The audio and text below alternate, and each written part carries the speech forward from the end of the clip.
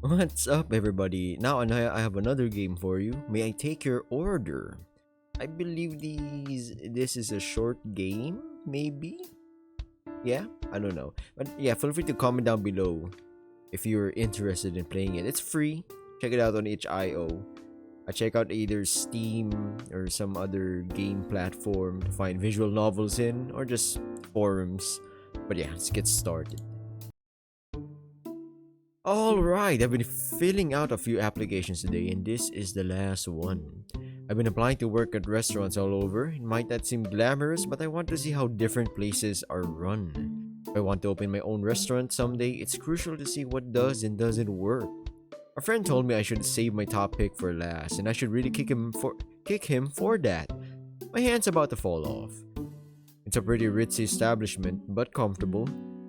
Fancy, but not overpriced. Important clientele, but still kind and inclusive. If you can't make connections here, you're dead. Financially speaking. And the food? Remarkable. I've never heard of anyone ever having a bad meal here. I gotta know how they accomplish so much. So I try not to be too nervous and fill this out like it's any other application. My first name is, of course, it's always our YouTuber name. And if assuming it all else fails, we'll go by a regular name. There we go, Sleepy. I fill in my address and try not to despair over my handwriting before getting to the personal section. Gender is I prefer male. Yeah. And I finished filling out the form. I kept the pen and leaned back in my chair. Man, it's nice to be done. Well, except for heading outside and turning them all in one at a time. Better get to it. Alright, let's see. 2 weeks later, and I'm waist deep in my first Saturday shift at the restaurant. Busy doesn't even begin to describe it. After 7 hours of the weekend rush, I'm ready to go home. That's us. We're pretty cool, you know. Young upstart gentleman right here, trying to make a living. I stop off at table 6 and go through the motions. Thank you for dining with us, sir. My name is Sleepy and I'll be your server this evening. He smiles at me. Pleasure to meet you, Mr. Sleepy. Have you dined with us before, sir? Yes, indeed. I'm quite happy to be back. Just you this evening, sir? No, my girlfriend will be here shortly. I'll just have a cup of coffee while I wait for her. I'll go get that for you right away then. No rush. Oh. There's a fancy restaurant. Countless families and couples have come and gone today, but for the past hour that one guy's been clogging up table 6. Are you doing alright, sir? He checks his watch again. Yes, I mistook the time. Should be here any second. He's been saying that for the past 45 minutes. I'd tell him to pack it up and leave, but he doesn't have the look I'd expect of someone in his position. There's anxiety, but only a little bit, and there's no disappointment. Not a shred of doubt in his eyes. He really thinks. Excuse me. He looks up at me. It seems he's come to some sort of decision. Thank goodness. But this is a restaurant. But this is a restaurant with crayons, correct? Yes, sir. We have those for kids. Excellent. A sting of ferocity enters his eyes, one that doesn't quite pair naturally with crayons. One, please, and red, if you've got it. Yeah, sure. I'm not about to argue with the customer, so I head to the front. It's not exactly usual, but the guy has been sitting here for half an hour with no phone. I'm caught between pity and irritation, and hope for the umpteenth time that he has enough empathy to tip well on the single cup of coffee he's been nursing. There's a small tin with several crayons. We try to keep fresh ones ready. I grab. It'd say red. I snatch up a red No. Let's save this. Maybe it might be more. I snatch up a red crayon. No sense being mean to him. He may be weird, but he's probably having a bad night too. I bring the crayon back over to him and hand it over. Thank you, Mr. Sleepy. It's no big deal. Hey, are you okay? I saw you don't have a cell phone, but we could call your girlfriend and... No warning, no nothing. He knocks everything off the table and climbs right on. Oh, sir, please get down. His deft hand scrolls a wide circle, then another, then sections off areas slicing as though the crane were a knife. He fills it with symbols and they look almost like zodiac signs. Wait, is that the stood up guy? That's not us? That's not Sleepy Bee? Damn. Almost some humani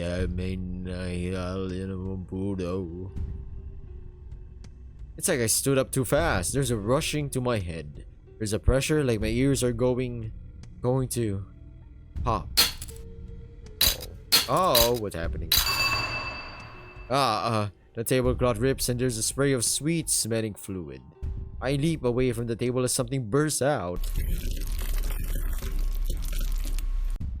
Wet, spiked appendages are flailing all over, slapping and snaking their way over the windows and doors. They're fleshy but soft. Too soft, and they mush and disfigure as they slam against everything in sight.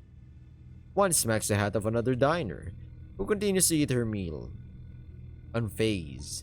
Nobody's screaming, and nobody noticed me on the ground, arms raised to protect my face and throat too tight to scream again. But that's okay. The thing is screaming enough for the entire restaurant. It's letting out a dual-tone screech, high and low, but I can't discern one throat, let alone two. Praying thrown to the floor, the stood-up guy in worst diner ever starts to call out at it. Sweetie, for goodness sake, put your body on. We're in a nice restaurant. It screeches and roars back at him. I know, but he waves a bundle of cloth at it. I brought you some clothing, and it's super comfy. It slurps up the bundle of fabric, and the creature bubbles and draws back in on itself, twisting until I emerge. You're here. You had me worried, so I figured I'd help break the barrier down a bit. Talaporia, you have no idea how good it is to see you. When he says the word, my ears finally pop and my teeth grit. It's a bad word. It's not a curse word per se, not so much a word you wouldn't say in front of your boss. It feels like the wrong answer in a classroom or meeting. That moment when everyone turns and looks at you, and you just want to sink through the floor. I just want to sink through the floor. I want to very quietly go get my coat and change my name and move to whatever town is on the exact opposite point of the globe from where I'm currently standing. You informed me that the barrier was to be frail in this portion of your world. I will hold you responsible for the trouble. He's beaming at the thing that came out of the hole, but I can't look at it. It hurts to roll my eyeballs towards it like I'm dehydrated. When I close my eyes, the dark behind my eyelids is so cool and so soft. Huh. There are tears running down my cheeks. I hadn't noticed. The guy, Hendrik, beams and gestures towards a gaggle of eyes and puffy wool. This is my girlfriend, Talaporia. Impudent microbe. I may choose to craft for myself the form of a creator, a birthing one, but I am capable of far greater creations than your prepubescent females. And far more erroneously, your inflated ego thinks I would deign to refer to you as any form of companion. Her words wash over him like a gentle breeze. It looks like she could rip his face off, but her roars just make his eyes brim with joy. We have been dating for about 400 years now, and though the long distance thing is an eensy bit of an annoyance, we make it work. The moment I finally devise an effective method of accomplishing your demise, I will rip your soul from your very ever-regenerating body and chew it to a gruel. He regenerates. Like, it kind of makes sense. Her girlfriend is a thing. They could... from another dimension. Yeah. He sits down at the all but destroyed table and picks up his menu. But until that beautiful day when I can be with you forever, you're going to need to eat something else. Talaporia stops. She looks at me and I bounce between eyes, trying to make contact with one that doesn't stare down into my deepest inadequacies. There is human fuel here? I nod. Her mouth breaks open into a smile.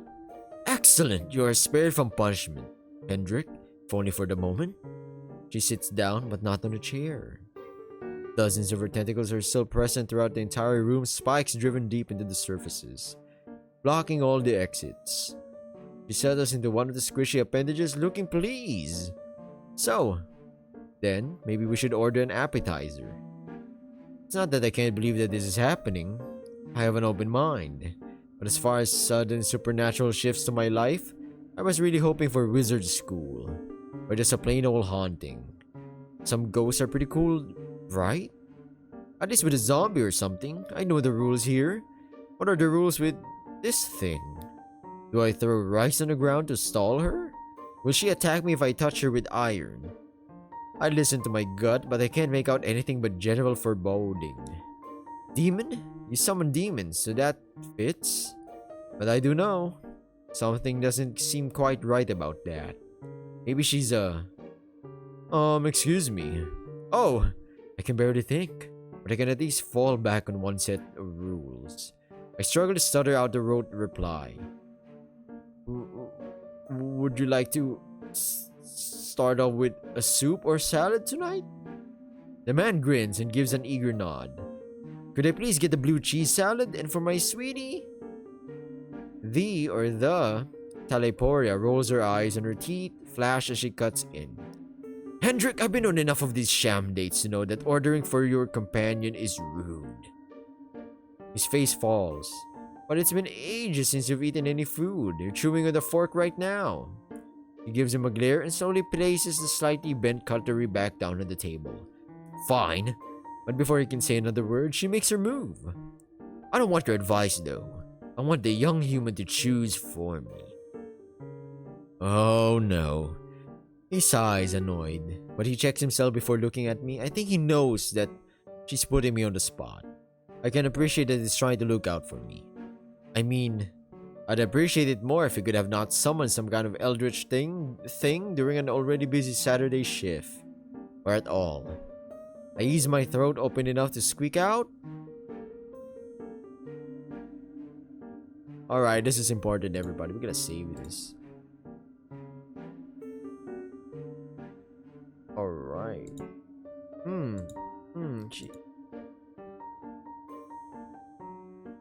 This doesn't seem great. And what would you like for your entree?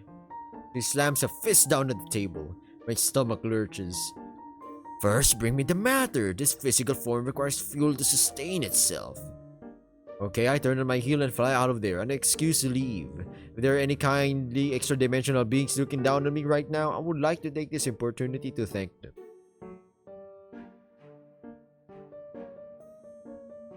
I rush into the kitchen. Back in the kitchen, everyone's still bustling about. Other servers are calling in their orders. The ambitious cooks are working. The slightly less ambitious cooks are cracking jokes with each other.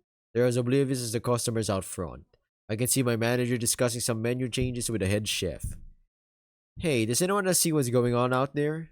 But nobody turns to look at me. Hey, I'm serious. What the hell is going on? Are they ignoring me? Do you expect me to just come back here and bring in this order like nothing's wrong? I take a sarcastic tone. Yeah, we got a blue cheese and a chili for table 6. Just another usual night, right? Without warning, a tray with the orders put down on the counter next to me. But other than that, there's no hint of a glance, no guilty looks. Hey! Nobody even flinches. Fine. Looks like I'm on my own.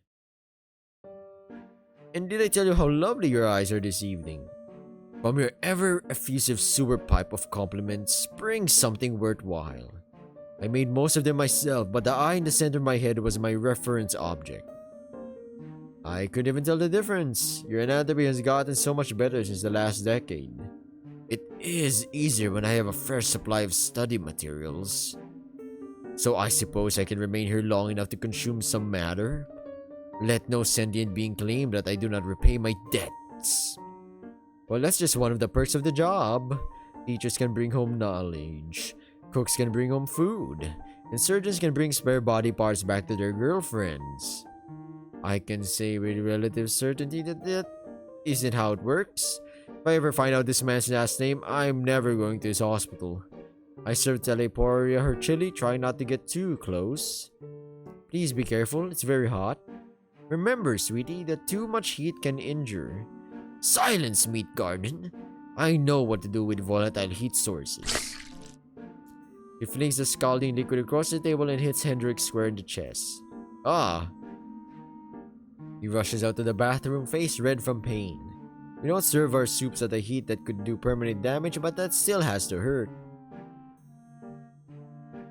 She closes most of her eyes and inhales a deep breath, satisfied when she speaks again. Her rough voice has a tranquil tone. Clean it up, human. This is an establishment with standards, is it not? Well, it was, I mutter. The elegant charm might be a bit altered by the sudden presence of giant tentacles. She snuggles down into her seat.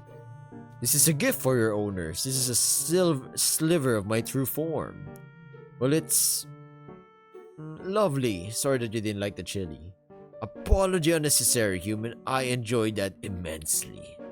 She sniffs the air, and it smells nice as well. She dabs a little of the meat on her neck. His body has concentrated blood flow around her throat and wrists. These pulse points heat and disperse stray molecules of matter, allowing humans to perceive them with their noses. She seems quite pleased with his luxury. She wraps a scarf around herself. Now that I think about it, the clothing Hendrik brought for her is all very heavy. A maxi skirt, a thick sweater, and a blanket scarf. The way you're clutching that scarf, are you cold?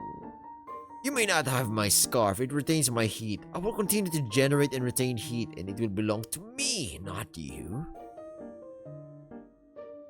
I take a step back. No, that's all your heat, fair and square? She growls. Happily? Yes, all mine. Hendrik will be procuring more matter this year, which will continue to power this form. Physical exertion is a luxury.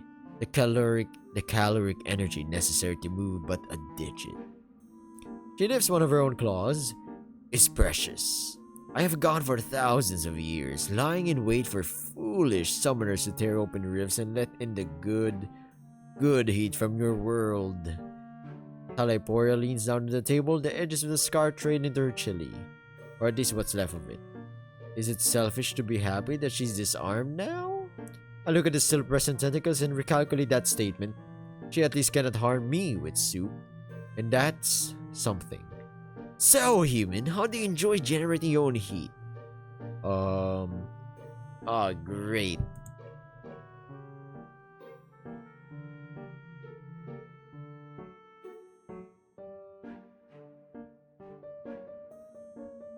When it gets cold, I can't bring myself to do much of anything, so I'll just turn up the thermostat. He slams a hand down. No! Alright, calm down. I too enjoy hunting. Actual consumption of matter at times comes second to the thrill of pursuing a terrified creature. But I was more thinking about exercise, to keep in shape. He stops. Do you waste your fuel on extra heat? No, it isn't waste, it's fun. He hisses through her jagged teeth. The human enjoys this, does he? Yes, it's nice to be able to move, isn't it? She taps her knife against her glass. Well, I suppose. Phew! And Hendrik returns, hallelujah. My god. You're getting along well? As well as might be expected. Still, thank you for keeping her company. We'll eat our appetizers and... She shakes her head. I'm finished with mine. He laughs. Of course, how could I forget? So then, would you like to move on to the main course now? The next part of the meal? Ah yes, with the larger portions. Hendrik points to her menu. So, what were you thinking about? I always like steak, but I admit that I was kinda thinking about splurging on the... Hey, human, sleepy. I'll subscribe to you if you give me nice, big, juicy steak.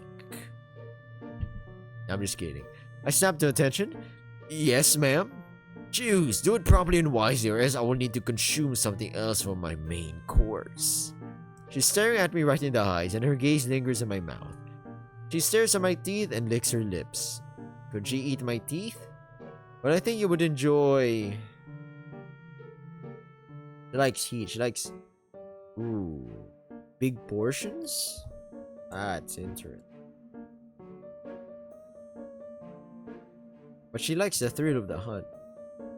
Hendrik gives a bit of a nod. That's my order too. It's been a while, but this is a special night.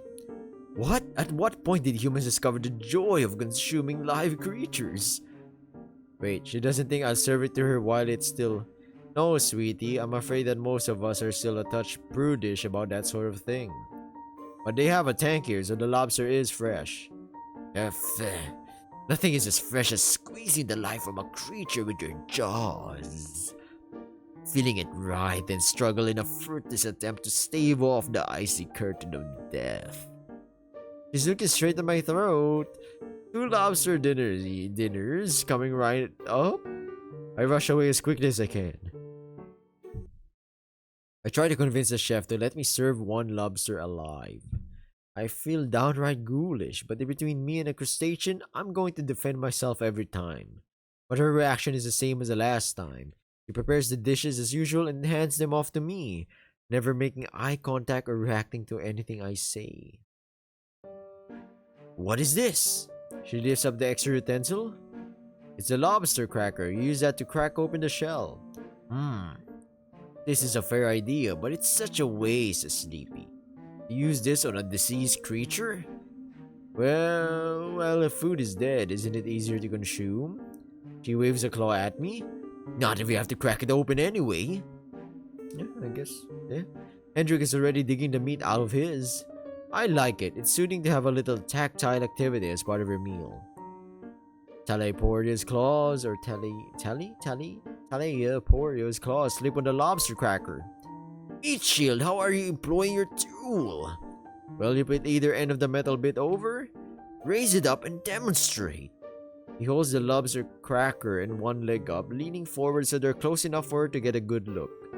He holds hers up, pantomiming his actions, then promptly grabbing one of his hands, wrapping the cracker around his pointer finger and gripping it tightly. Oh, his finger just out at an odd angle and blood drips into the torn tablecloth. She cackles and throws the metal tool at his head. Fool, I can easily employ such a simple item. Leaning away from his injured hand, the other on his face. Right you are, you got me. He sure does look embarrassed. It's really hard to tell through the pain. I mean, that is an expression of pain on his face, right? I guess she got him? He breathes heavily, trying to get himself under control. As though to prove a point, he goes right back to eating dinner. As though nothing were wrong. So before I go, is everything to your liking? Is the food, powering your true form enough? Silly Sleepy, when in my true form, I do not consume human fuel. Sorry about that. Huh? This human template? What did you call it? Hendrix caught mid-bite and he covers his mouth to respond. Human Sona. My human Sona. It consumes calories, inhales oxygen, excretes feces, all the same as you yourself, I assume. I never expected to have a restaurant patron ask if I breathe and poop, but here we are. But my true form requires something much more deeply sustaining. She stares me down. She looks at my teeth again. She looks me in the eye. She holds that eye contact and waits. I try not to squirm, but my moxie is inadequate for this situation. She waits and then laughs. I can breathe again. Delicious, a light dusting of fear, nothing too overwhelming. If that doesn't strike her as much fear, please let me never ever learn what does. So, you eat fear then. It falls under my purview? Suffering. Tweety's true form eats concepts, and she builds her human sonas to have quite the taste for them too. Any form of important emotion can sustain her, but she's picky. I'm not. Suffering is the only thing worth eating. Eating anything else would be beneath me. It's okay, whatever you eat. I love you just the way you are. And I would like you much better with several more stab wounds to the head. Anytime, sweetie. Alright. What a kinky couple. Though I managed to sneak away for the next 15 minutes, I know that I'll eventually have to return. I tried to strike up a conversation with the line cooks again. So, how do you guys feel about that recent tentacled invasion? Of course, nobody responds. Yeah, it's hard to really put it into words, huh? No response. Dishes click. I guess the spooky atmosphere has a certain charm, but I don't think it'll catch on with the baby boomers. Conventional wisdom says that what they like, elegance or rustic charm. And Midwestern moms are not into dripping fluids. I mean, as a general group. I don't want to assume individual tastes. This gets boring quickly, so after the appropriate waiting period, I head back over. So, thank you for dining with us tonight. I did it. I made it through the evening, everybody. I'm tempted to not even give them a check to just rush them right out the door. But I refuse to slip up now. It's been a delight getting to know the both of you. How kind of you. You know, I was planning on heading out, but you know what? I couldn't care less if I attempted, and I'm very powerful. I am most capable of caring far less than most humans could in their most apathetic dreams. Let's do dessert. Oh, okay. I look from his smiling face. The Teleporia's cruel one. I know how this goes. Let's make a recommendation.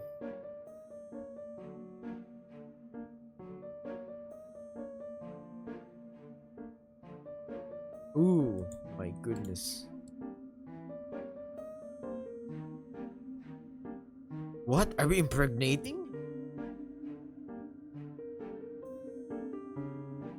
Let's see, it's a figure of speech. I don't have that function this time around.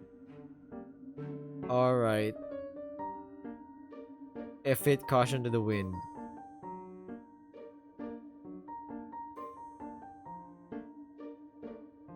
Oh, I think we're gonna get to the ending. I recommend our chocolate tort for the delightful couple. Must remain professional. Everyone loves chocolate. Go with the safe option. Don't screw around when you're so close to the end of this. So close. Bring it on, Mr. Sleepy. The tortillas here do better after a few hours setting up in the cooler, so they aren't made to order. I grab a couple and some spoons and return. Talepora doesn't seem to be a fan, but at least she doesn't make a scene. Hendrik asks for the check, and I rush off and get it ready in record time. He takes the check. He seems to do a bit of calculation in his head, then lays down some cash. Well, this evening wasn't a complete waste of time and effort. Organ ravioli it is. Hendrik looks up at her. You may have one short, friendly embrace. He jumps to his feet, arms wide open to hug her. And one of her tentacles slams into him, throwing his body across the room. It slams into the wall and ragdolls to the ground. Hug transaction complete. Oh no, did you just kill him? He heaves a sigh. Would I were so lucky. No, human, I have merely rendered him unconscious. That's good. Via severe cranial hemorrhage. That's bad. He will sleep it off. I ripped off his limbs before, he can take it. She looks almost fond. She gets up, walks over to him, and grabs him by the foot. I suppose it is time to return him to his residence. She perks up. Or I can abandon on his body in a trash unit. Perhaps nobody will find him and he will be placed inside the trash compactor. As she turns to drag him away, I ask, Miss Teleporia. She turns quizzical. Human, I am departing. You made it through this evening unscathed. You have little to no ability to comprehend how fortunate that makes you. But I suggest you make an attempt. I clear my throat. I think I'm trapped. I gesture around to the restaurant. Oh yes, I had forgotten. Your world usually has even more light, does it not? She shrugs. Well, I had no hand in this. And with that, she waves aside the tentacle and marches through the front door. Hendrik's head thuds against the ground as she walks down the staircase and out of sight. When I hear the front door close, another server bumps me in the shoulder, stepping past. They give me a dirty look and keep heading their way. Just like that, I'm back. I get moving, clearing the table, scooping up the check. I check the tip. 40%. Might not cover emotional distress, but it'll cap off the shift well. This was quite the experience. But for my own safety, I think I'm going to skip the 2 weeks notice. I came here to learn something new. And I'd say that the goal was more than accomplished. It definitely was. Was that the ending?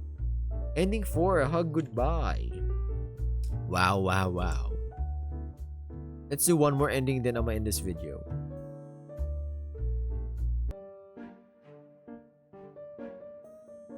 I just grab a glass for myself and pull up a chair, and she can eat up all the discomfort she wants. I like this human. I'm keeping him. Sweetie, no! But I'm already off, grabbing the bottle and a tray of glasses. I slammed them down on the table and filled them up. I'll bet that you haven't had a good drink in... What, how long have you been stuck in that cold place? He grabs a glass. Void. Void. God, what's it like in there? He knocks back the brandy like it's whiskey. Probably goes without saying that she doesn't drink much. Dark, cold, mostly barren. Locked for something approaching an eternity with nothing but your own thoughts. Unless one can become creative. I do my best to make creatures to fill it, but it is a vast expanse. Literally endlessly big, but with nothing in it. Yeah, I caught part of her conversation before. You made your body, right? Indeed! When rifts become open, I am able to seize not only heat but stray matter. I model the majority of my creations after your carbon-based life forms. But modifications must be made. I'll bet, if the void doesn't have heat or any matter, you need to make creatures that don't eat or breathe, right? Good human. I model most of them after myself. And you eat concepts? Yes. After billions and billions of years, I have evolved over 1 million species of void creature. Nearly all of them feed as I do on the concept of suffering. So it's an endless barren place with no light, no heat, where the only thing that exists is to go around preying on each other, suffering all the time. Yes! Is it not marvelous? And someday, human, Sleepy, there will be a rift large enough that is not tiny scraps and stray humans which fall through, but your entire plane of existence. You would enjoy it. Wouldn't I hate it? I reach for the bottle, but it's nearly empty. She's been putting it away fast. I mean, I don't enjoy suffering.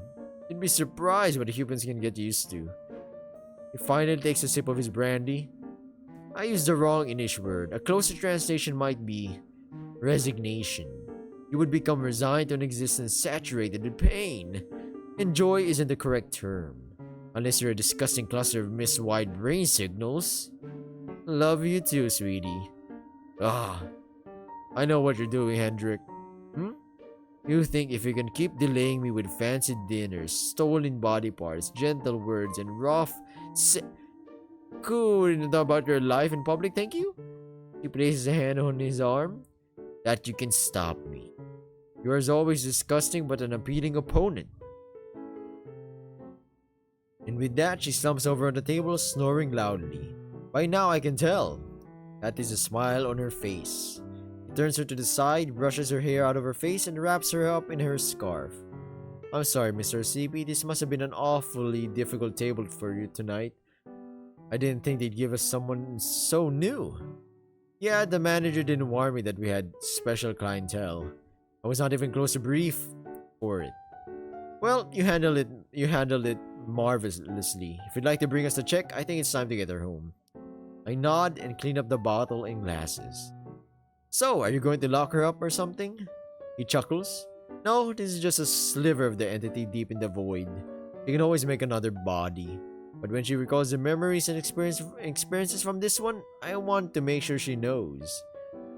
She can always switch diets. I pondered that while I get his check. She's been around longer than our species, longer than our planet. And no matter how old Hendrik is, it's nowhere close. But when I bring the check back, Mr. Hendrik? I'm rooting for you. Keep on doing the hero thing. He laughs all the way through, signing the check loudly. My dear Mr. Sleepy, I assure you, I'm not being noble. It's very, very selfish. He looks at Taliporia. She grinds her teeth a little, probably dreaming of biting someone. He scoops her up, making it look easy. She must be lighter than she looks. And for a moment, I think he's going to kiss her in the cheek. But he doesn't give her anything more than a loving gaze. He carries her off out of the restaurant, and the second they step outside the door, normal. Alright, part of the restaurant to keep people safe from their more bizarre guests. Now that they're gone, it'll be up to Hendrik to keep everyone safe. I bust the table and sneak a peek at the check. Dang, an 80% tip on a check with lobster and a full bottle of brandy. Makes the idea of staying here pretty tempting. I'm honestly considering it. But first, I'm going to need to have a long talk with my manager. Normally, that sort of confrontation would be intimidating. But I'm bolstered by the memory of Taliporia's grin. And I grin too. I can handle it. Damn. Being a service worker must be truly hell. Ending 5, Sweet and Dreams. Alright everybody, I'm gonna end this video right here. There are 5 endings clearly, right? I think, or maybe more. Check the video or check the game out yourself. Search it on itch.io or on Google. And I'll be seeing you in the next or in a different video, different game. See ya. Good luck on whatever you're doing. Bye. Good night.